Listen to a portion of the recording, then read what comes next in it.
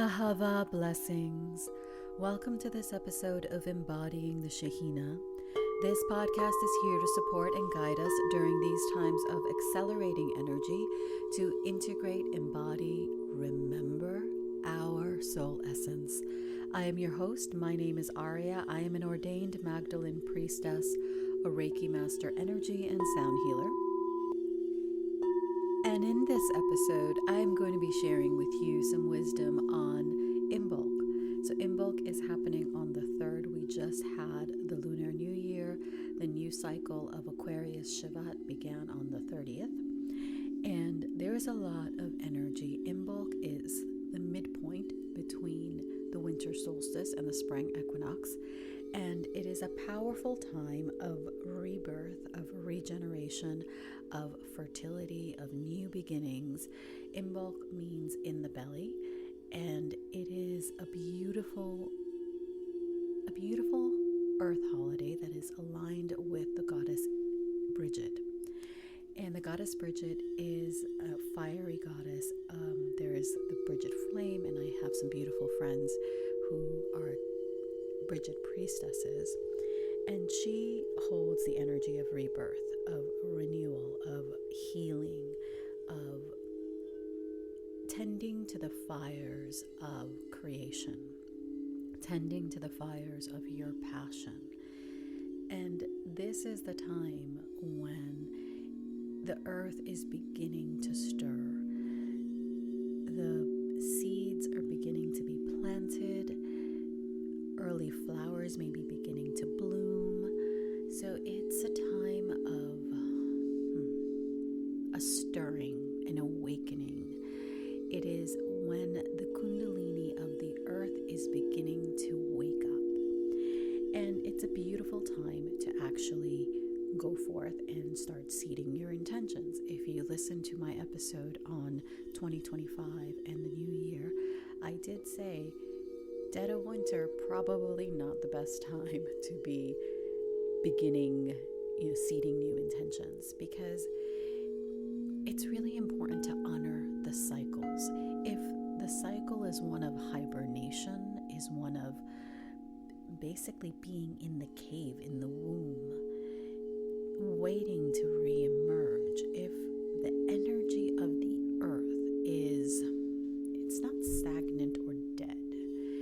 The energy of the earth during the dead of winter, when we celebrate the new year, is an energy of inwardness. It's an energy of retrospection, of introspection, of going within, of resting, of nourishing, of really taking care of yourself so you can re-emerge come spring, come the spring equinox, re-emerge in your full glory. And in Imbolc, at Imbolc, we're beginning to stir. So we're beginning to wake up. We're beginning to feel the energy rising and our passion stirring and our growth. We're beginning to grow. We're beginning to feel into what is it that we wish to birth and create, and what energies and frequencies are we willing to play with now that it's a time to basically rebirth ourselves. So it's a perfect time, especially we just had the new moon, to really ask yourself, what are you birthing into the world with your powerful creative energy, with the light of the divine, with the kundalini of the cosmos, and the kundalini of the earth, and your kundalini, your sexual creative energy? What are you birthing? What is the frequency of what you wish to birth into the world? And here comes the Hooba. The Hooba is the Aramaic word that means holy desire. It means the desire of the soul. It is that fire that we hold within, it is that igniting force behind our creations. It basically is that igniting factor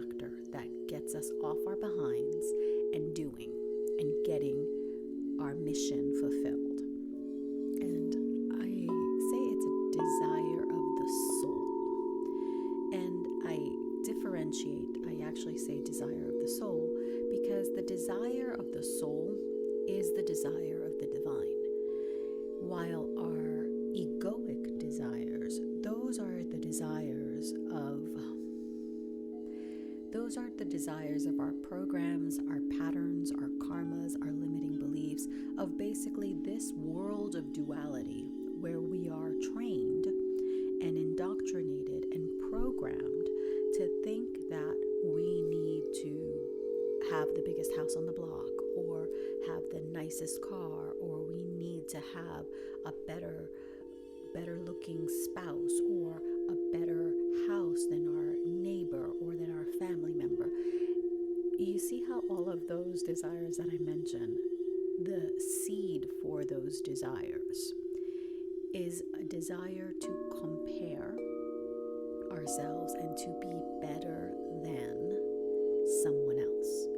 So it is not a desire that is inherent and natural and within and aligned with the light. It's a desire that is birthed from separation. It is birthed from trauma. It is birthed from the lower dense frequencies of envy, of anger, of pride, of basically the 7 demons.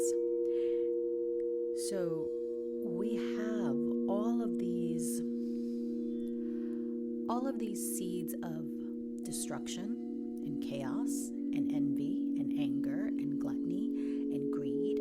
We have all those seeds within us because we were born through the tree of duality, the tree of the knowledge of good and evil. But there were 2 trees in the Garden of Eden. There was the tree of life and the tree of the knowledge of good and evil. The soul's urging, the soul's mission is to awaken from the world of duality that we were birthed in through the tree of the knowledge of good and evil, and come back into our divine essence, into the tree of life, into activating the tree of life template within us. And that means we remember who we are. We remember our soul essence. We remember that we are, and it's not just we though, it's we and every being outside of us, even those that have wronged us. And I know that that's a difficult pill to swallow because some of us, or all of us, have been hurt, wounded, really traumatized by another being. And that makes us believe in our goodness, but not that they too hold that same goodness, that same spark of the divine. What we need to remember is that to be birthed into this world through the tree of the knowledge of good and evil, through the divine frequencies, into this world of duality, we are here to experience duality. We are here to learn how to master our energy so we can transcend duality and come back into our wholeness, into our oneness. In order to do this, we basically agreed to certain parameters. We agreed and made this contract with the divine, with Allah, God, Goddess. And we agreed to be born, we agreed to our name, we agreed to our family, our ethnic background, our culture, our language. We agreed.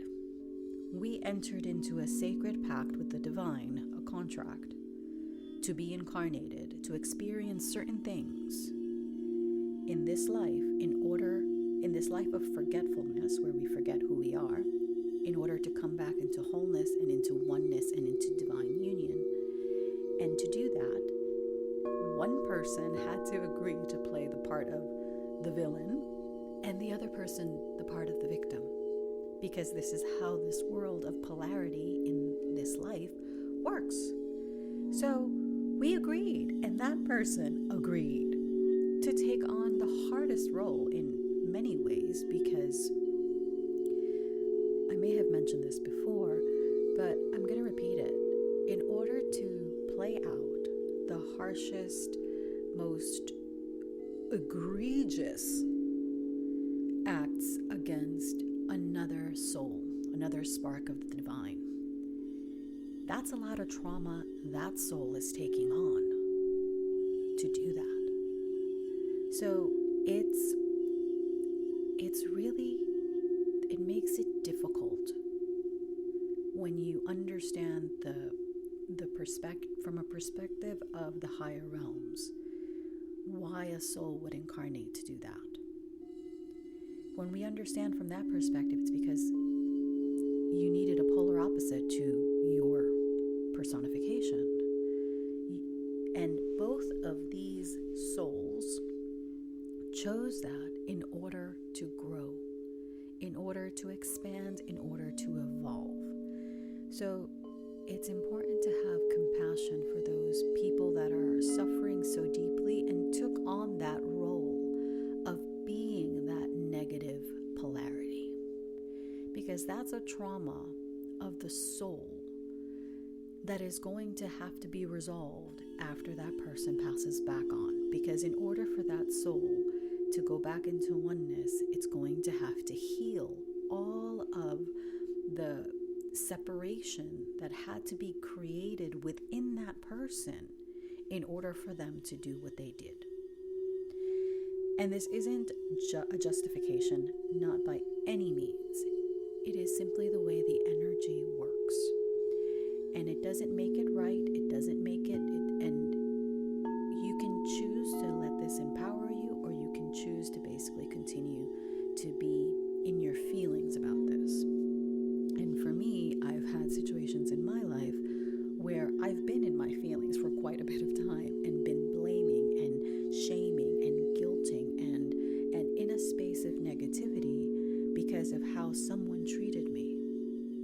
It wasn't until I was able to see it from that higher perspective and really feel that in my heart that I was able to forgive and I was able to let go of that karma. Because the more that we hold on to, oh, that person did this to me, the more that we hold on to that energy, the more that we maintain ourselves in that toxic loop of this person is wrong because they did this to me. And that person must be bad because they did this. It keeps us in this toxic cycle and it keeps us from evolving.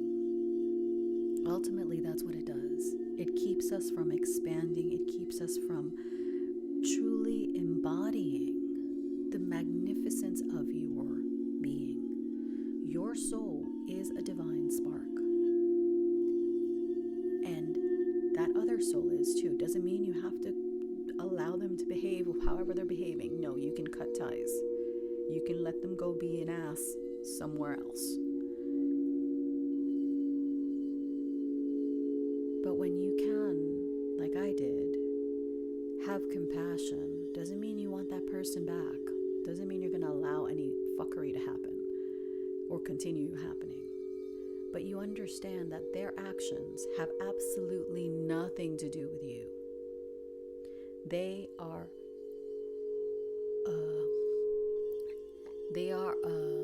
the result, that's the word.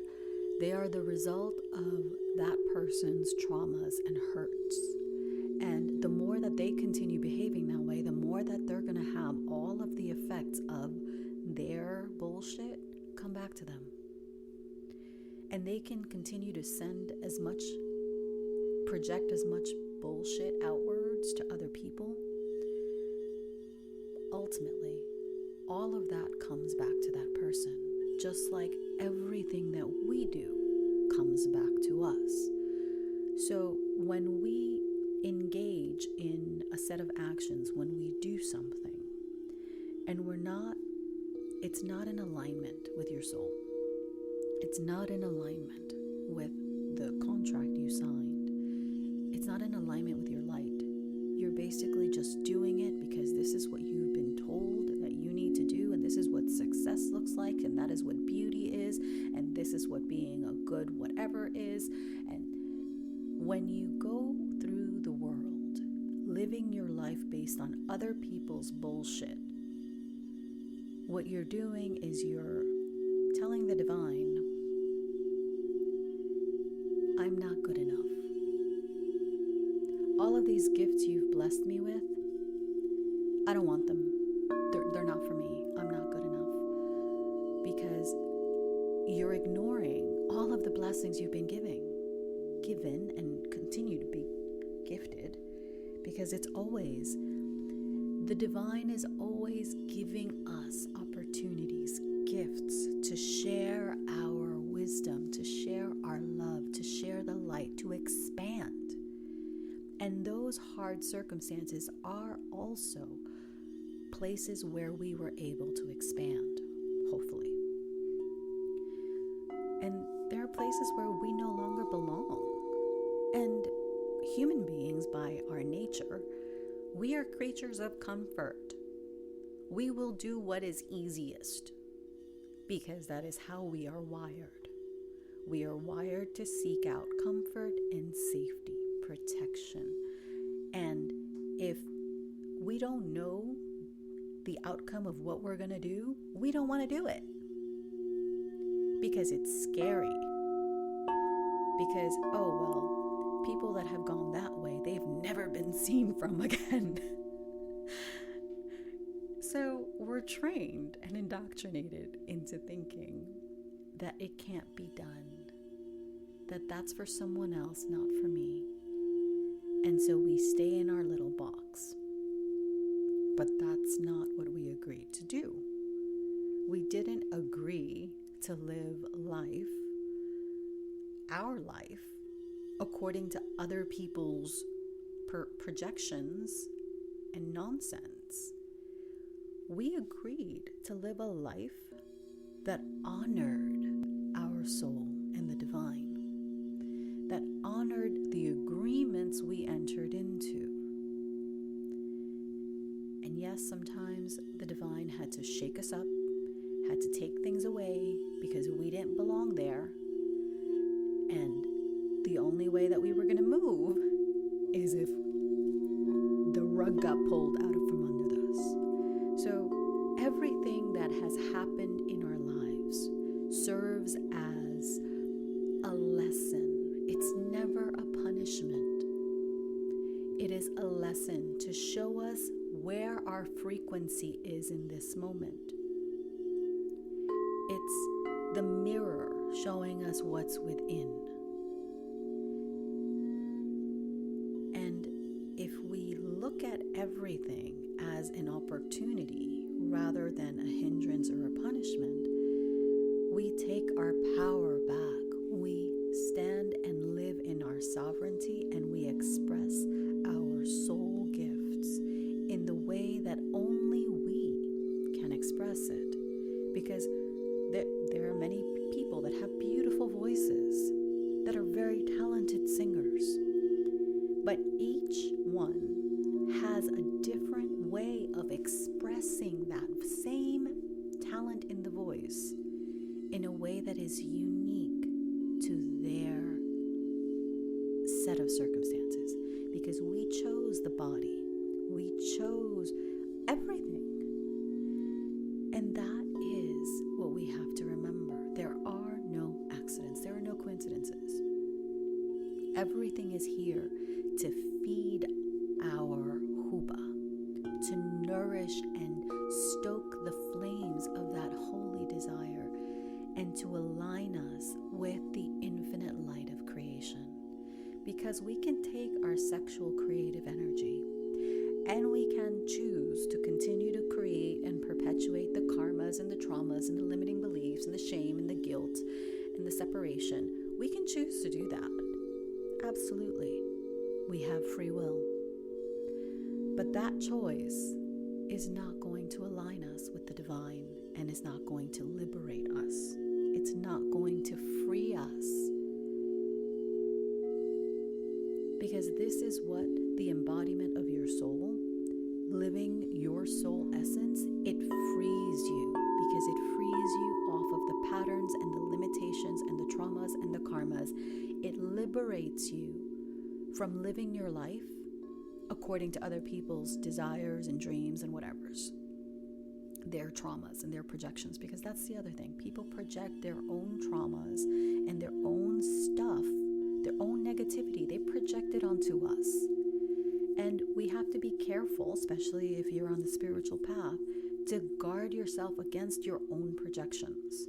Because when you're projecting to someone else, you're also projecting onto you. Because we're all interconnected, we're interrelated. There is no separation. It only appears that way in this world. So the more that we align with the cycles, the more that we work with the earth, with the cycles of the moon, with the celestial cycles, the more that we understand the energies and the frequencies that we're working with, the more that we can align ourselves into the full and authentic expression of your soul, your authentic desire. The desire that is not about, hey, look at me. The desire that is about service. The desire that is about contributing to creation. Co-creative, active co-creation with the divine frequencies. This is the energy. This is what our soul is here to do. This is what we're here to remember and remind ourselves. We're not here to judge. We're not here to hold on to grudges. When we hold on to grudges and we hold on to this person is like this, so that person blah, blah, blah, when we do that, we continue to perpetuate separation. And we're here to unify polarity, to transcend polarity within ourselves. Because if we continue to perpetuate separation, all we will experience is more separation. It's like thinking that, well, I must have a solid, steady job in order to be abundant. Your creation energy is what makes you abundant. Nothing outside of you can make you anything if you don't allow it. If you give your power away, yes, everything outside of you can influence you.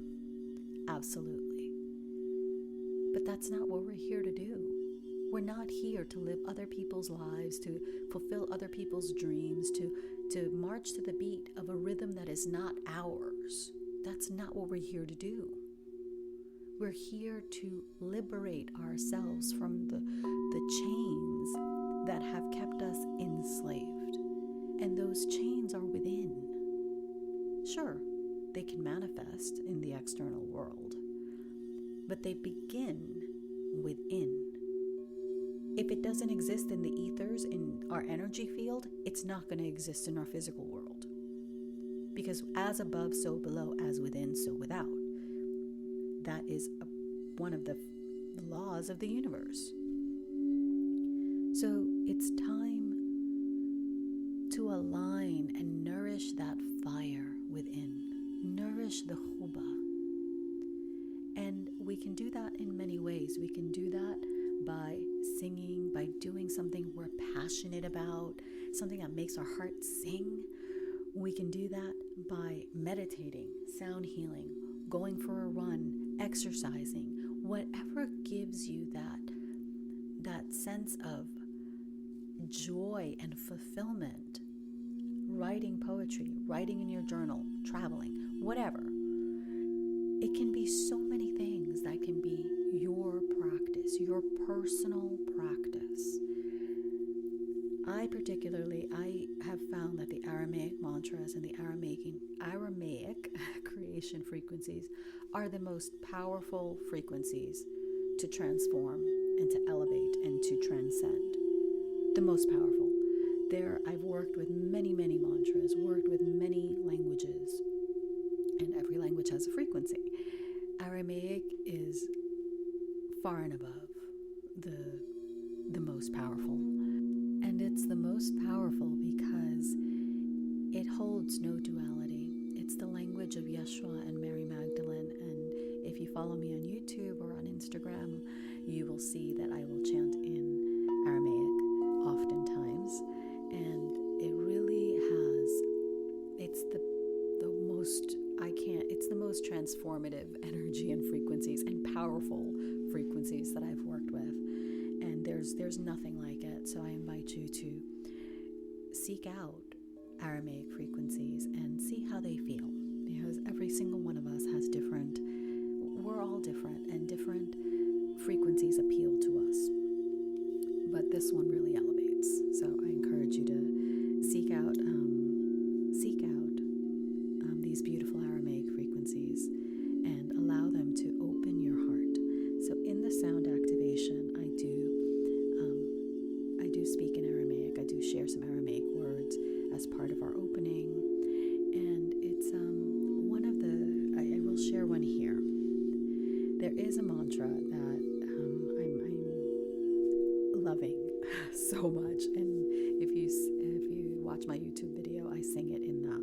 There are 2 YouTube videos for the new moon in Aquarius that I sing this mantra. The mantra is Yesaraya Ephata.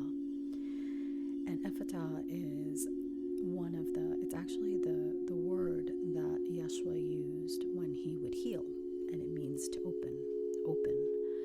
And I always begin the full sound activation.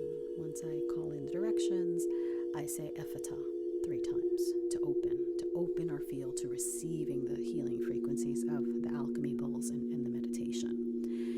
And Yesaraya Ephata is opening to the creative forces. So you're opening to the creative, infinite, cosmic energy.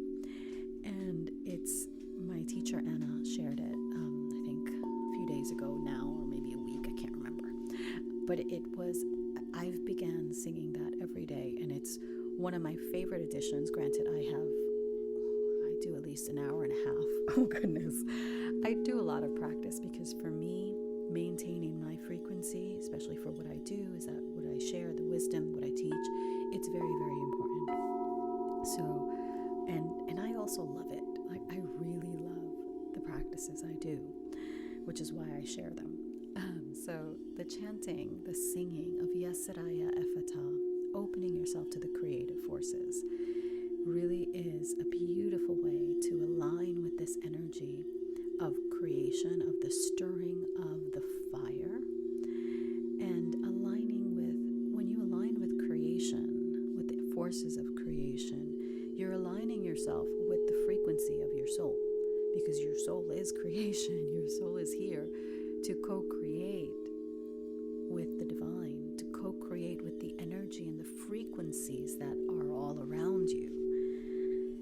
So I encourage you to check out my videos and hear how I sing it.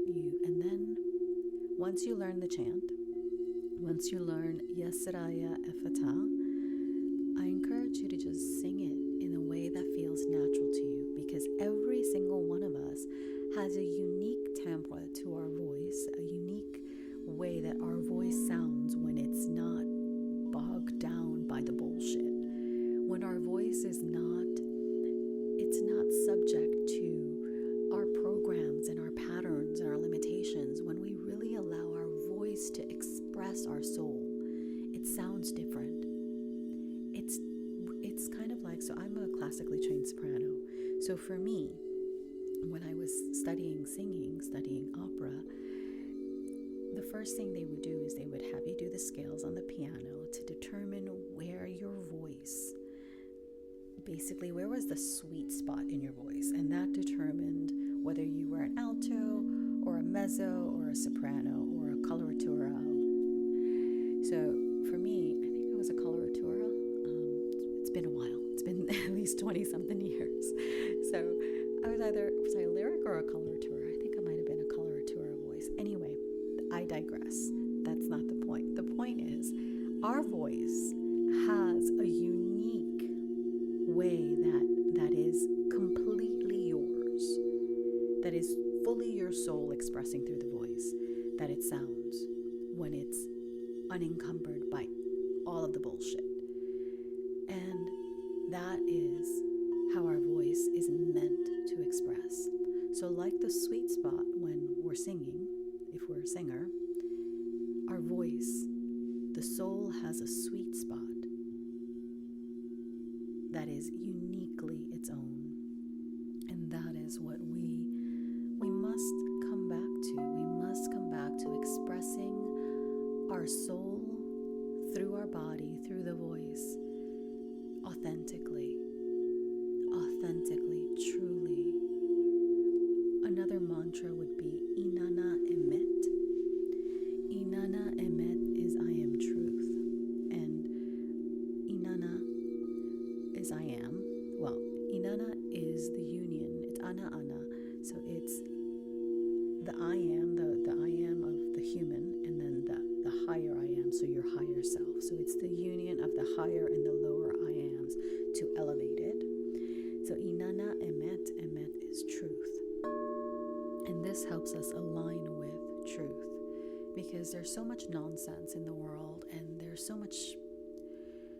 there's just so many sources of I don't even want to say misinformation. There are just sources that are not aligned with creation and not aligned with light. And they seek to distort and continue to perpetuate separation. So in order to remove those frequencies and to alchemize them, we must come back to truth. And Inanna Emet allows us to come back and open ourselves to truth, to embody truth. Inanna Emet, Inanna Nukhra de Alma. I am the light of the world. So embodying your light is another beautiful one.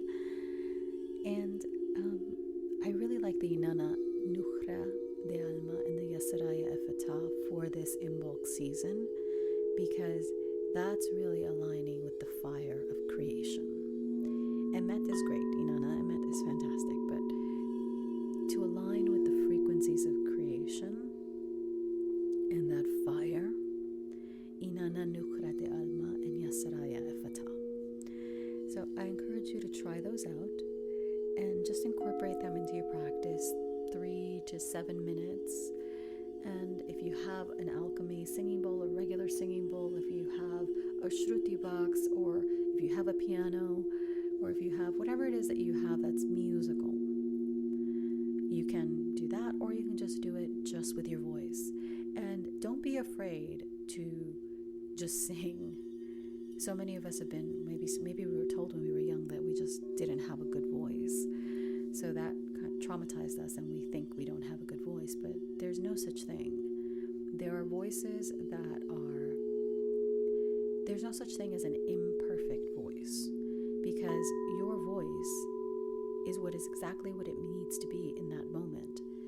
And the more that you dissolve the layers and the ego and the bullshit around it and the programs, the more that your voice will evolve to be a true and accurate representation of your soul. So don't be afraid of sounding bad. Don't be afraid of how. Just share your light through your voice, because our voice creates our world. Our words create. So don't discount your power to manifest and create and birth worlds that flows through your voice. Your creation energy, it's stored. Well, the waters of our creation are in our yesod. It stores all kinds of other stuff too, our gifts and our karmas and our traumas. But when we purify these waters, we elevate this energy upwards and we express it into the world through the voice. The connection between the voice and the womb, it's there. And there is an absolute correlation between the health of our voice and the health of our womb. This is the health of our ability to manifest, to express, to create, to seed and birth our intentions into the world. So working with sound is exactly what we need to be doing right now to honor these energies of Imbolc, this lunar cycle of Shabbat, and really to align with your soul, to live your life, live your human experience from a soul-led perspective. And that will bring you all kinds of expansion and abundance and beauty and harmony and grace and peace.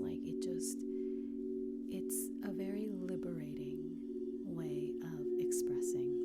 So I encourage you to check out those mantras, to really experience them, to work with them, see how they feel for you, and to seed your intentions and allow them to birth, nourish your fire, nourish your Hooba, your passion, your holy desire.